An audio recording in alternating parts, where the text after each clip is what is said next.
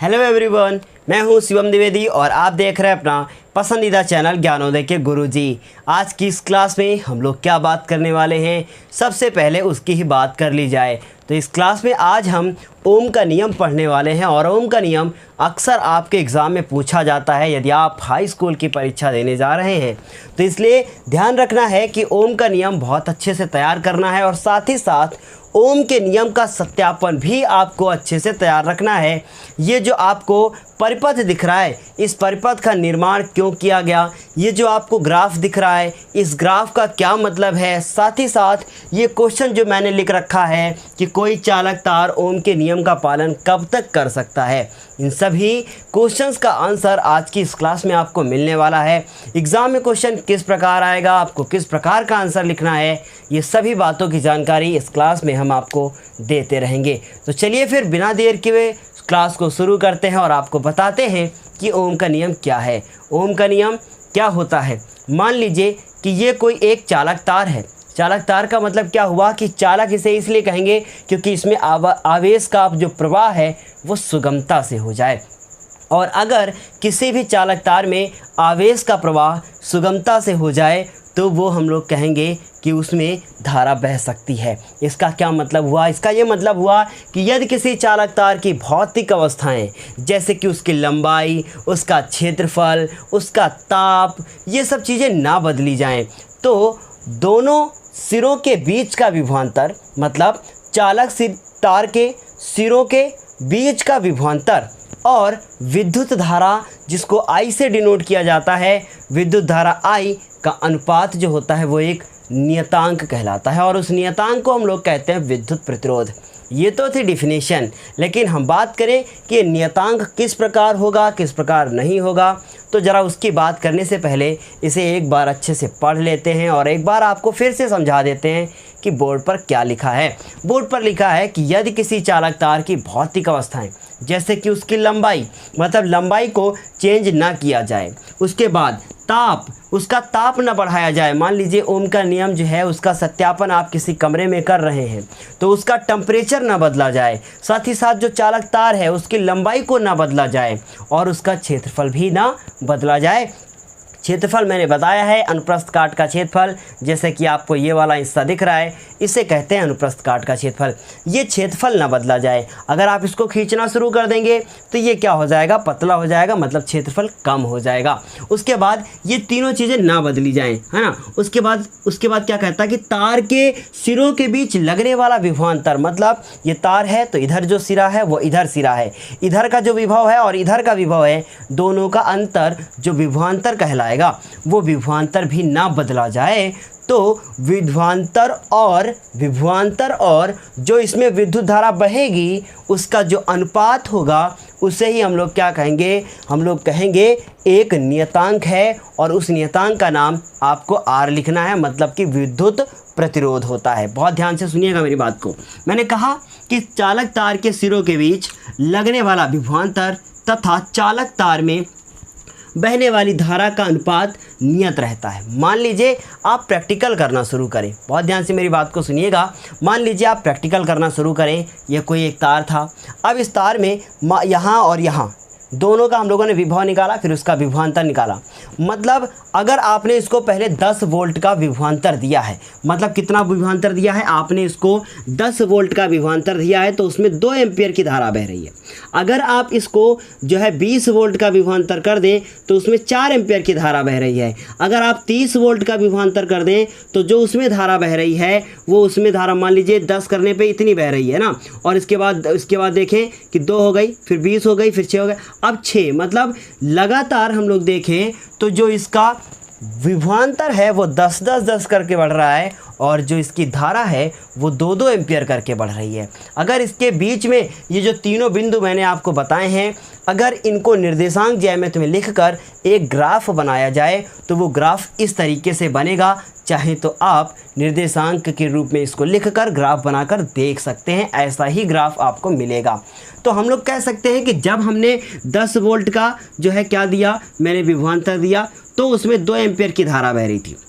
लेकिन जैसे ही विभवांतर का मान बढ़ाया तुरंत धारा बढ़ गई और कितनी बढ़ी, ऐसी बढ़ी कि इसका और इसका अनुपात चेंज नहीं हुआ। जी कहने का ये मतलब हुआ कि जब 10 वोल्ट था तो धारा 2 थी, तब भी हमने इसको कैंसिल आउट किया तो 5 आया। जब ये 4 थी तो ये 20 थी, मतलब 4 एकम 4, फिर ये हो गया 5, फिर ये 6 था तो 6 पंचे 30। मतलब लगातार धारा भी जो है बढ़ रही है और विभवांतर भी बढ़ रहा है, लेकिन जो उसका अनुपात है वो क्या है, नियत है। समझ रहे हो ना मेरी बात को, वो नियत ही है। इसका मतलब क्या हुआ, इसका मतलब ये हुआ कि अगर किसी भी चालक तार में विभवांतर V हो और उसकी धारा I हो तो उन दोनों का जो अनुपात होगा उसे ही हम लोग क्या कहेंगे, विद्युत प्रतिरोध कहेंगे। और वो अनुपात जो होगा वो नियत वैल्यू होगी, जैसे कि आपको इसमें 5 मिल रही है जो बार बार क्या है, फिक्स है। तो हम लोग कह सकते हैं कि हाँ, विभवांतर V और धारा का जो अनुपात होगा वो एक नियतांक होगा। समझ में आ रही होगी इतनी बात। अब इसके बाद हम लोग क्या बात करेंगे, उसकी बात करते हैं। ये फॉर्मूला V/I = नियतांक, नियतांक के स्थान पर R लिख दिया। जहाँ ये जो V है वो विभवांतर है, धारा हमारी I है, जो प्रतिरोध है वो कैपिटल R है। इस तरीके से आप लिख सकते हैं। अब बात करें कि ओम, और हाँ, ये ओम का नियम कब तक लागू हो सकता है, इसकी बात एक बार कर ली जाए। ये ओम का जो नियम है लिखा है, कोई चालक तार ओम के नियम का पालन कब तक कर सकता है। इसका आंसर भी ऊपर ही लिखा है कि जब तक उसकी भौतिक अवस्थाओं में परिवर्तन ना किया जाए। मतलब अगर आपने कमरे का टेम्परेचर चेंज कर दिया, तार को पहले आपने तार जो है किया, मान लीजिए इस तार के साथ प्रैक्टिकल किया, कुछ और अनुपात आया, अब तार को आपने ज़बरदस्ती खींच दिया तो क्या होगा, अब अनुपात चेंज हो जाएगा। इसलिए कह रहे हैं ना कि भौतिक अवस्थाएं ना बदली जाए, तार को खींचा ना जाए, मतलब उसकी लंबाई ना बढ़ाई जाए, उसका क्षेत्रफल ना घटाया जाए या क्षेत्रफल ना बढ़ाया जाए, साथ ही साथ कमरे के टेम्परेचर को भी ना चेंज किया जाए। इतनी बात आपको अच्छे से समझ में आ गई होगी कि ओम का नियम क्या है। अब हम लोग बात करेंगे ओम के नियम के सत्यापन के बारे में। जब से NCERT आया है तब से ये क्वेश्चन अक्सर एग्ज़ाम में पूछ लिया जाता है कि ओम के नियम का सत्यापन किस प्रकार करेंगे, किरण आरेख खींचकर बताइए या फिर परिपथ खींचकर बताइए। तो ये क्वेश्चन आपके एग्ज़ाम के लिए बेहद इंपॉर्टेंट हो सकता है कि ओम के नियम का सत्यापन किस प्रकार करेंगे। हमारी बात को बहुत ध्यान से सुनिएगा कि हम क्या क्या आपको बता रहे हैं, क्योंकि ये क्लास आपके लिए बहुत ज़्यादा इंपॉर्टेंट होने वाली है। देखिए, जब ओम के नियम का सत्यापन करते हैं, बहुत ध्यान से इसको सुनिएगा, जब ओम के नियम का सत्यापन करते हैं तो ये जितना भी आपको ये परिपथ दिख रहा है ये किस प्रकार बनाया जाता है, इसके बारे में पहले बात करूँ। सबसे पहले हम लोग क्या करते हैं, एक बैटरी लेते हैं। इस बैटरी में आपको जितना एक ग्रीन कलर का दिखा हुआ ये एक सेल है, जो रेड कलर का दिख रहा है वो भी एक सेल है, और उसके बाद जो ये ब्लैक कलर का दिख रहा है ये भी एक सेल है। मैंने आपको बताया था, एक बड़ी लाइन, फिर छोटी लाइन, फिर बड़ी लाइन, फिर छोटी लाइन, फिर बड़ी लाइन, फिर छोटी लाइन। इसके धन सिरे को इधर जोड़ दिया, उसके ऋण सिरे को उधर जोड़ा, एक धन एक ऋण, एक धन और एक ऋण, इनको आपस में जोड़ दिया तो सेलों से मिलाकर बन गई बैटरी। इतनी बात आपको बेहतर समझ में आ गई होगी कि ये बैटरी किस प्रकार आपको बनानी है। इतनी बात क्लियर।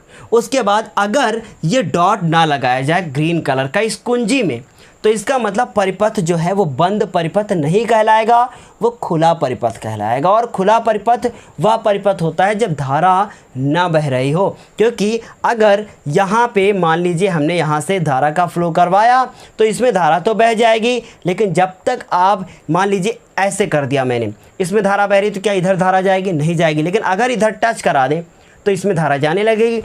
मतलब अगर ये गोला बना दो बीच में तो यहाँ से जितनी धारा आ रही है वो आगे जाने लगेगी, मतलब अब परिपथ बंद हो गया। तो इस समय ये जो है, जो हमने गोला बना दिया है, इसका मतलब ये धारा इस परिपथ में बह रही है। बह रही है ना, करंट तो नहीं मारी, छू के देखें ना, करंट नहीं मार रही है। अब आगे देखो क्या है कि ये धारा बहने लगी। अब धारा यहाँ से चली, बहुत ध्यान से सुनिएगा, धारा यहाँ से चली, कुंजी तक पहुँची, कुंजी ने उसको आदेश दिया आगे जाओ, कुंजी ने उसको आदेश दिया, धारा यहाँ पहुँची। जब धारा यहाँ पहुँची तो फिर वो आगे बढ़ी, फिर आगे बढ़ी, एमीटर में पहुँची। जब एमीटर में धारा पहुँचती है तो धारा को जो है वो माप लेता है कि कितनी धारा बह रही है, ठीक है। फिर उसके बाद देखो धारा यहाँ पहुँची, यहाँ पहुँचने के बाद अब धारा के पास दो रास्ते हो गए कि वो वोल्टमीटर में जाए या फिर वो हमारे प्रतिरोध में जाए। तो जब धारा को सोचना पड़ जाए कि वो किधर जाए, तो ऐसे संयोजन को समांतर क्रम संयोजन कहते हैं। समझ में आई बात? कि मतलब जब धारा एक समान बहती हुई चली जाए, जब उसको मार्ग अपना चेंज ना करना पड़े, तो वो श्रेणी क्रम कहलाएगा संयोजन। और अगर धारा को सोचना पड़ जाए कि ये हमारा जो V है इस वाले प्रतिरोध के साथ किस क्रम में है, तो इसका मतलब वो हमारा समांतर क्रम में है, या पार्श्व क्रम में है, या पैरेलल ऑर्डर में है। समझ रहे बात को? इसका मतलब क्या हुआ कि इसमें जो धारा जब यहाँ पर आके धारा पहुँचेगी यहाँ पर, तो उसे सोचना पड़ जाएगा कि वो ऊपर जाए या नीचे जाए। तो दोनों में अलग अलग धारा जाएगी। वो डिपेंड करेगा कि इसमें कितनी जाएगी, इसमें कितनी जाएगी। आपको पता है नीचे तो प्रतिरोध लगा है, तो प्रतिरोध धारा का विरोध करता है, मतलब उससे कम धारा जाएगी, ऊपर से धारा ज़्यादा जाएगी। अब ये वोल्ट मीटर क्या है, जैसे ही यहाँ से धारा का मान बढ़ाना शुरू करते हैं तो एमीटर कहेगा कि अब धारा ज़्यादा आने लगी है, और वो धारा अब उसमें जाने लगेगी वोल्ट मीटर में। और जब धारा वोल्ट मीटर में जाने लगेगी तो वो वोल्टेज को मापेगा कि इसका वोल्टेज कितना है, मतलब इसका विभवांतर कितना है। फिर दोनों धाराएं जो दोनों से जा रही थी वो दोनों जाके इस पॉइंट पे आके फिर मिल जाती हैं, और फिर से आके बैटरी के अंदर वापस हो जाती है। समझ में नहीं? ये हो गई पूरी प्रोसेस। अब इसको कॉपी में कैसे लिखोगे? ओम का नियम सत्यापन करने के लिए क्या कर रहे हैं? ओम का नियम बहुत आसान लैंग्वेज में आप जो है बहुत आसान लैंग्वेज में हम आपको बोलने जा रहे हैं। ओम का नियम सत्यापन करने के लिए क्या करते हैं? सुनिएगा बात को। ओम का नियम सत्यापन करने के लिए अमीटर, प्रतिरोध, बैटरी, कुंजी तथा धारा नियंत्रक लिख लीजिएगा, फिर भी बताते हैं क्या होता है। तथा धारा नियंत्रक को श्रेणी क्रम में जोड़ लिया जाता है, तथा विभवांतर नापने वाले वोल्ट मीटर को समांतर क्रम में परिपथ के साथ जोड़ दिया जाता है। उसके बाद कुंजी को दबाने पर धारा का प्रवाह शुरू हो जाता है। वह धारा अमीटर द्वारा माप ली जाती है और विभवांतर की माप वोल्ट मीटर द्वारा कर ली जाती है। इसके बाद धारा नियंत्रक द्वारा धारा के मान को बढ़ाया जाता है। पुनः अमीटर द्वारा जो है धारा की माप कर ली जाती है। उसके बाद वोल्ट मीटर द्वारा विभवांतर की माप कर ली जाती है। इस प्रकार यह प्रक्रिया चलती रहती है और सभी पाठ्यांक नोट कर लिए जाते हैं। पाठ्यांक का मतलब वैल्यू नोट कर ली जाती है। उसके बाद V तथा I के बीच ग्राफ खींचने पर एक सरल रेखा प्राप्त होती है। इतना आपको लिखना है। और ये आपके एग्ज़ाम में अक्सर बहुविकल्पी क्वेश्चन आता है कि विभवांतर और धारा के बीच यदि ग्राफ खींचा जाए तो कैसे प्राप्त होगा, आपको बताना है। एक सरल रेखा प्राप्त होगी। मतलब कभी कभी ये आपके डायग्राम में जो है बहुविकल्पी क्वेश्चन में कैसे आता है, यही डायग्राम दे देंगे। ये वाली जो रेड वाली लाइन है ये कभी कभी ऐसे ऐसे करके दे देते, कभी ऐसे करके दे देंगे, कभी इसको बनाएंगे ही नहीं। तो याद रखिएगा बिल्कुल बीचों बीच में जो लाइन होगी वही ऑप्शन राइट होगा। यदि आपके पास बुक है तो आप उठाकर देख सकते हैं कि ये क्वेश्चन 2019 में, 2020 में, 2018 में बार बार पूछा जाता है। यही ग्राफ बना कर देते हैं और पूछते हैं इनमें से कौन सा सही है। मैंने बताया ये रेड वाली लाइन ऐसे ऐसे गोल गोल घुमा के दे देंगे, या फिर ऐसे दे देंगे, या फिर ऐसे दे देंगे, और एकदम सीधी एक दे देंगे। तो सीधी वाली आपको टिक करनी है। समझ में आई बात? अब जितना मैंने आपको लिखवाया उतना लिखने के बाद आपको डायग्राम बनाना है। डायग्राम बनाने के बाद आपको नीचे लिखना है ओम के नियम के सत्यापन के लिए परिपथ। उसके बाद फिर आपको एक लिखना है नोट, लिखना है कि यदि विभवांतर और धारा के बीच ग्राफ खींचा जाए तो एक सरल रेखा प्राप्त होगी। उसके बाद आपको ये वाला डायग्राम बना देना है। इतनी बात आपको समझ में आ गई। क्या करना है? ये डायग्राम बनाना है। हमें उम्मीद है इतना आपको बहुत अच्छे से समझ में आ गया होगा कि ओम का नियम का सत्यापन किस प्रकार करते हैं। मैंने एक बहुत इम्पॉर्टेंट बात बताई है, उसको गलत मत कीजिएगा। वो बात ये थी कि सबको श्रेणी क्रम में जोड़ेंगे, लेकिन जो वोल्ट मीटर है ना उसको हम लोग समांतर क्रम में जोड़ेंगे। ये बात आप याद रखिएगा, सबसे ज़्यादा इम्पॉर्टेंट बात है। उसके बाद हम लोग बात करें कि ये क्वेश्चन क्या लिखा है। लिखा है कोई चालक तार ओम के नियम का पालन कब तक कर सकता है? जब तक उसकी भौतिक अवस्थाओं में परिवर्तन ना किया जाए, जैसे कि उसका ताप न बदला जाए। मान लो ये आप देख रहे हैं ना, उस टाइम तो मैंने थोड़ा सा ऐसे बता दिया था, आप ध्यान से सुने। मान लीजिए ये तार है, अब इस तार को मैंने खींचना शुरू कर दिया। अगर इस तार को हम खींचना शुरू करेंगे ना तो इसकी लंबाई बढ़ जाएगी, और आधा प्रैक्टिकल हमने इससे किया, आधा तार को खींचने के बाद किया, तो वैल्यू ना बार बार चेंज होके आएगी। आर का मान लगातार बदलता रहेगा, और जबकि नियम क्या कहता है? नियम का कहता है कि आर का मान समान होना चाहिए। अगर आर का मान समान है तभी वो ओम के नियम का पालन करेगा। तो उम्मीद है इतनी बात बहुत अच्छे से आपको समझ में आ गई होगी। ये एक छोटी सी क्लास थी जो आपको बहुत अच्छे से अगर समझ में आई है तो वीडियो को लाइक कीजिएगा, और चैनल पे आप अगर नए हैं तो चैनल को सब्सक्राइब कीजिएगा, क्योंकि ये आप लोगों का ही अधिकार है कि आप मुझे आगे बढ़ने में मदद करते हैं या नहीं करते हैं। इसलिए यदि आपको वीडियो अच्छा लगा है तो वीडियो को लाइक कीजिएगा, चैनल पे नए हैं तो चैनल को सब्सक्राइब कीजिएगा। फिर मिलते हैं अगले वीडियो में एक नए टॉपिक के साथ, और उस टॉपिक का नाम है श्रेणी तथा समांतर क्रम संयोजन। और ये संयोजन किसका होगा? प्रतिरोधों का। मतलब प्रतिरोधों का श्रेणी क्रम में संयोजन किस प्रकार होता है और समांतर क्रम में संयोजन किस प्रकार होता है। तो चलिए फिर अब इस क्लास को हम करते हैं समाप्त। अगली क्लास में फिर मिलते हैं एक नए वीडियो के साथ। सही शिक्षक वही है जो विद्यार्थियों की प्यास को बढ़ा दे। मैं आप लोगों के प्यास को बढ़ा रहा हूं, क्योंकि अगली क्लास में बहुत ज़्यादा इम्पॉर्टेंट टॉपिक पढ़ने वाला है। मतलब वो जो टॉपिक आप पढ़ेंगे अगली क्लास में बहुत ज़्यादा इम्पॉर्टेंट है। चलिए अब क्लास को समाप्त करते हैं। अगली क्लास में फिर मिलते हैं एक नए वीडियो के साथ।